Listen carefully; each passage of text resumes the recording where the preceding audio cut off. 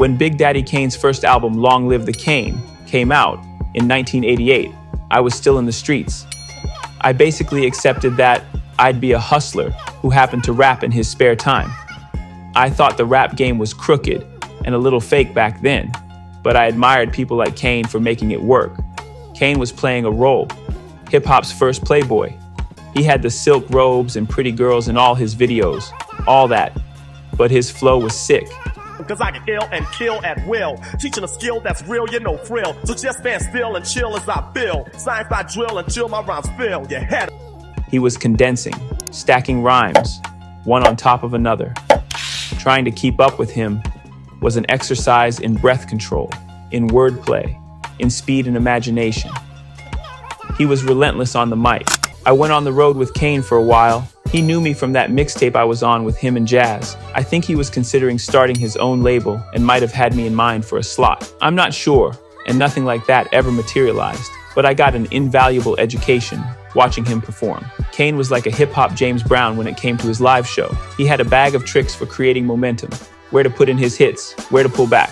He would have his DJ, Mr. C, cut off his big hit, Ain't No Half Steppin', after one verse, and before the crowd could relax, he'd throw on something even hotter and dial up the energy even more. Kane would hit the stage with the gold rope and the double-breasted silk suit with no shirt, and the girls would go crazy. Scoop and Scrap, his dancers, would do choreographed moves that Kane would step in and out of. But the rhyming was always forceful and nimble, so the guys in the audience would get their minds blown by Kane's mic skills and ignore the ladies' man routines.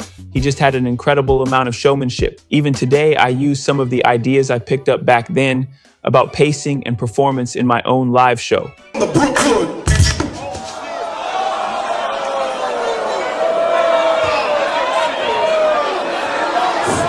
Drop shit and still make it look good. I get that. Only way I know the. He was generous too. He'd stop the show and bring me out when nobody knew who the hell I was. Can you do me a favor and put your hands together for JC and Positive K?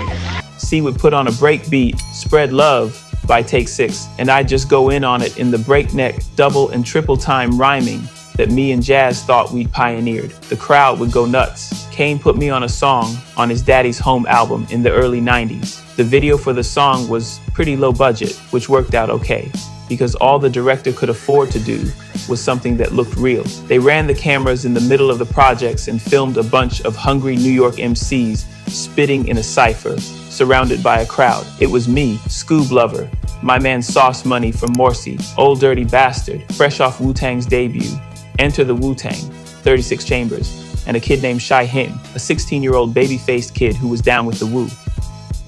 Shyheim was almost a decade younger than me, but was already making some moves in the business. On Show Improve, he was rapping with grown men, including some veterans and future legends. In the video, he waded through a grimy crowd, arms dicing up the air, oversized fitted to the side, stalking the concrete circle like he owned it. He looked even younger than he was, but he had a voice that sounded like it had been through something in Shaolin. I knew kids like that in Morsi. Maybe I'd been one.